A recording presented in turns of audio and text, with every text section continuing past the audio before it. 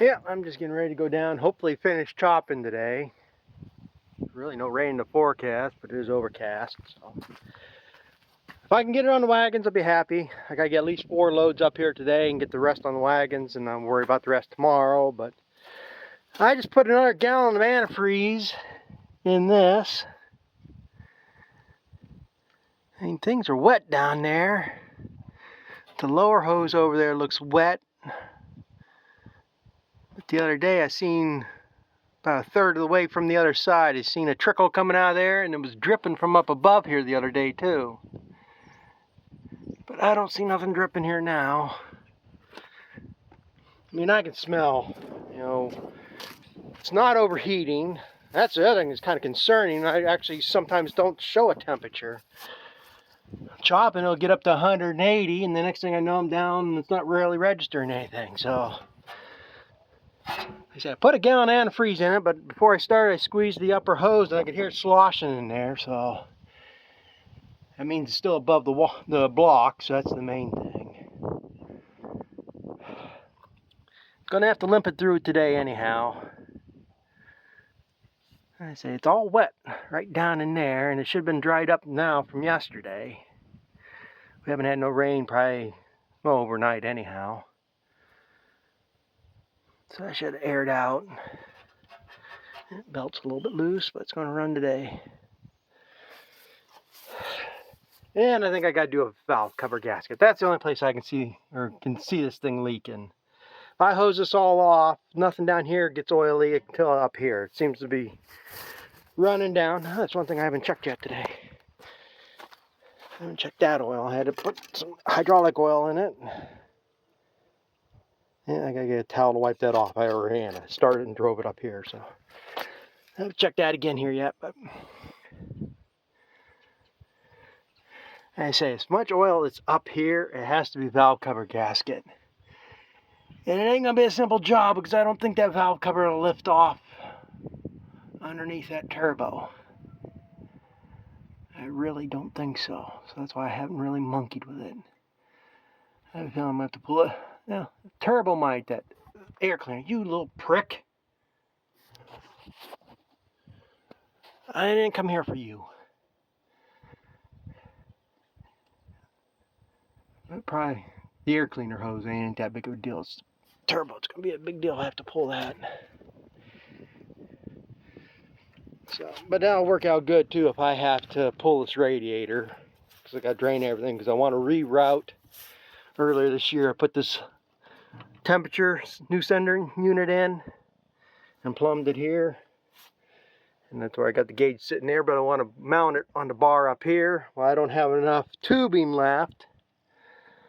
So, because I routed it down the other side of the valve cover, what I'm going to do, what I had thought, I don't know if it'd be a good idea. I was going to bring it down this way, yeah. I was going to bring it down to this wiring harness, bring it around, and then up. That's what I was going to do. Now give me a little more length. I think I can come up through here somehow and in. We'll figure it out when the time comes. But yeah, I'm gonna check that oil. I gotta get my grease gun because I know the U-joints on the PTO shaft on that chopper need greased. And we should be good to go. So when I get down there, maybe I'll get something from that. I don't need your help. You're supposed to stay in the barn.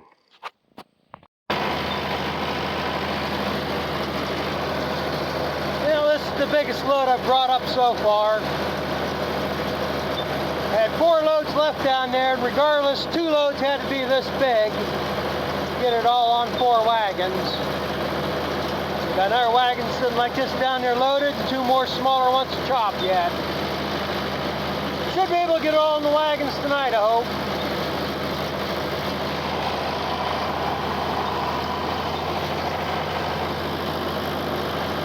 Going on 4:30 right now. By the time I get turned around here, I should be back down here by 6 o'clock with the other empty wagon.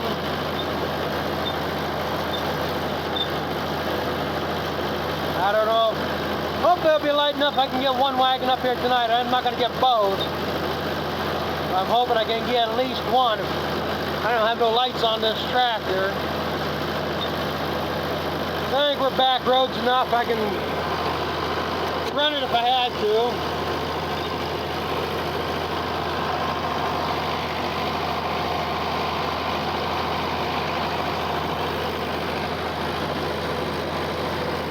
And it might be just as well to let it sit down there and run down in the morning to get them. We'll see. We're racing it right now.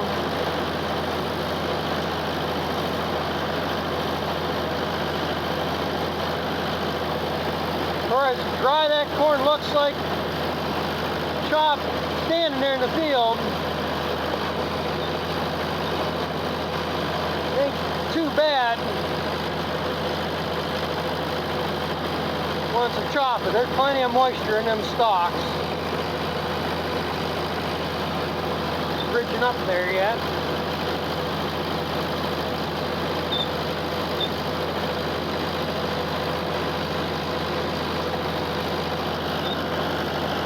A little bit of a mess to clean up from these wagons.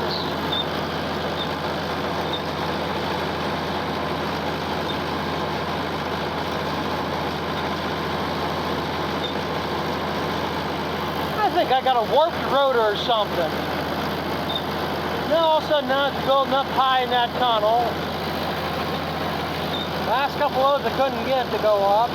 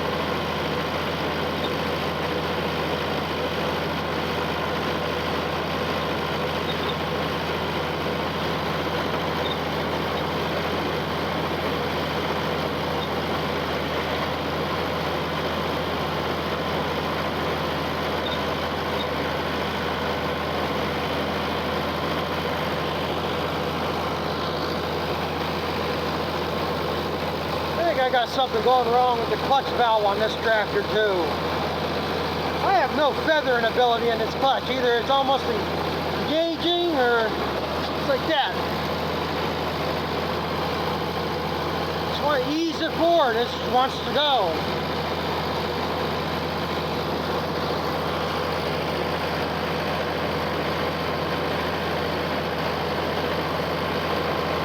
There ain't really no adjustment. Well, I guess there is about 3 different adjustments to do this clutch. Ain't just like that one, the Ford. It's got hydraulic clutch in and there's different ways. I'm going to have to get the book out and read it. Something must be off just a little bit because you just can't feather that clutch out. It just wants to jump everything.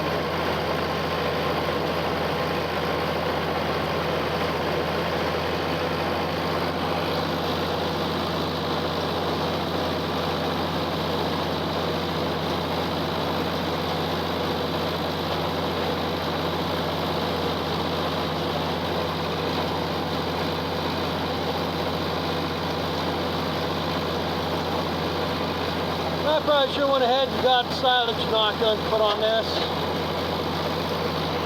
I haven't got it mounted, but I did get my motor fixed. At least one motor was running for that inoculator, so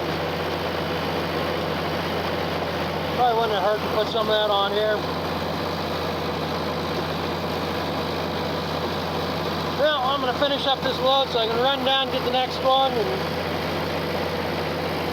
pay attention to what I'm doing here.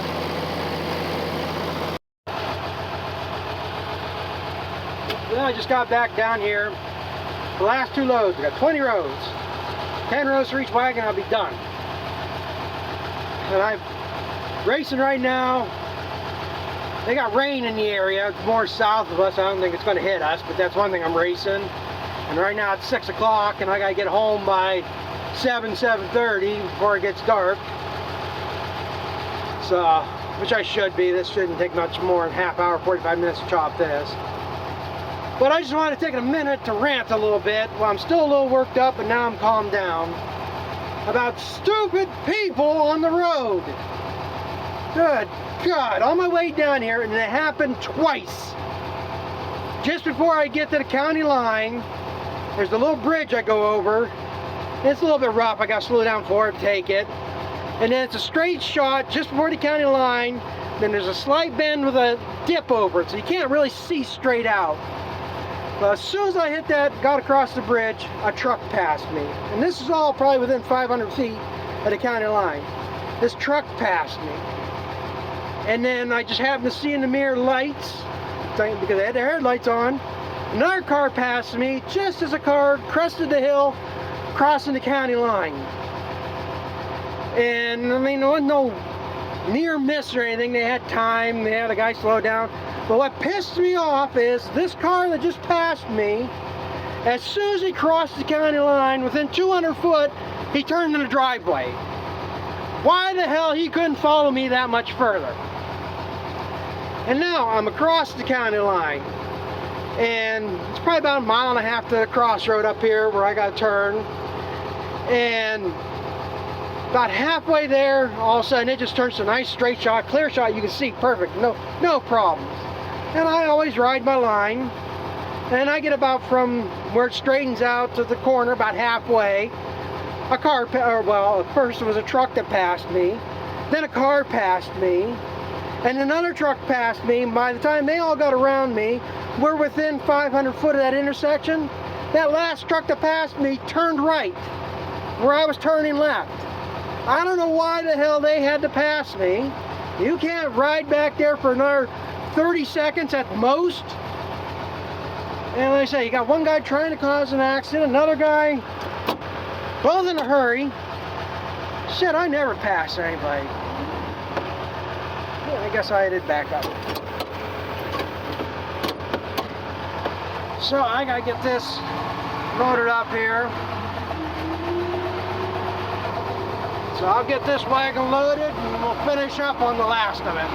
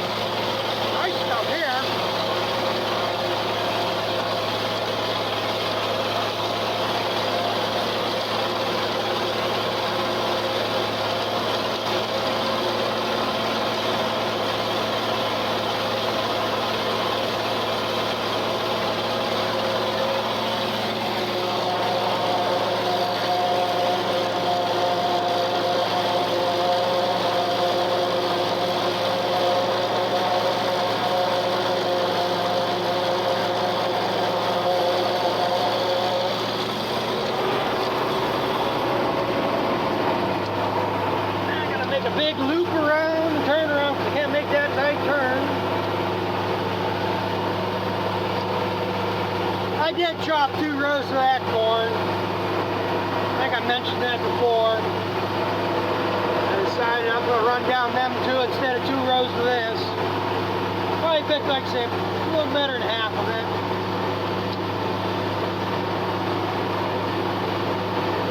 Won't be able to tell the difference in the bag. I don't know where it's at. It got mixed in one load.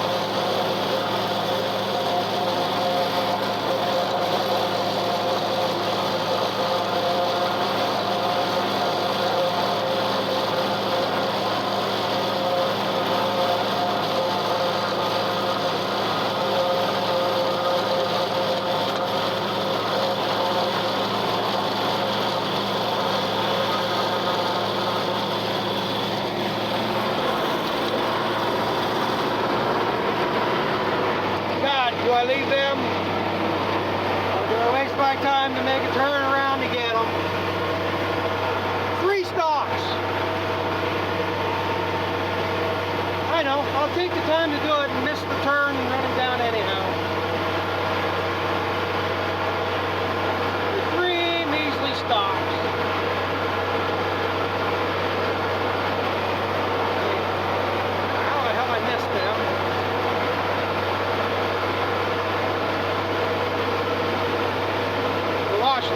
won't be around in time to catch it.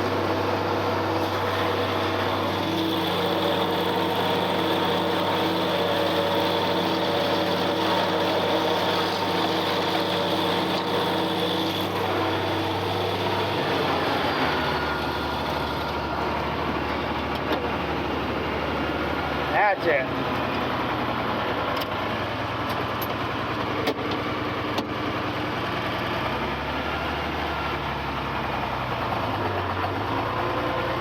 Push it here a little bit so I can make enough hole before it gets too much darker, but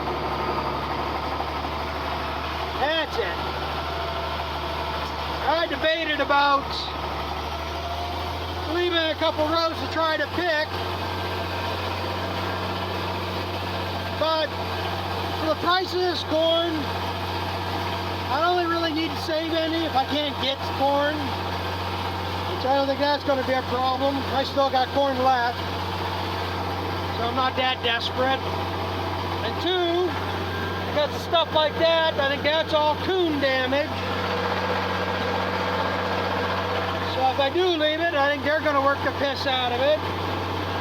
And three, one problem people don't remember or think of, leaving only 6 or 8 rows from the middle of the field, one good wind and it's going to go down. Because in the middle here, it's been protected all summer long from most of the weather. The outside rows do get more of a beating from the wind and do build up a strength to it. In the middle here, they don't have to, so they don't. So what happens when you leave some rows, or like say if you get stopped for a couple days and a storm comes through, you always have corn knocked down. So like I say, if there was something worth there, try to save, I probably would. But I don't think it's worth it, so I just chopped it all.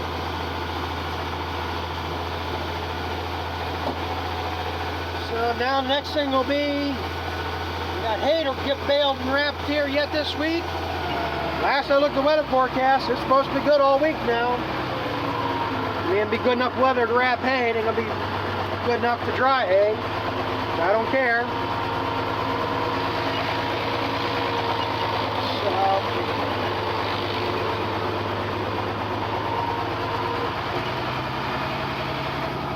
With that being said, I guess I'm going to end this part here. Whether this is an end of a video or middle of another video, I have no idea. But I got to get it unhooked, get the wagon on, and get my ass the hell out of here. It's after 7 o'clock here now. I think it's dark. It's around 7:30, so we got to go.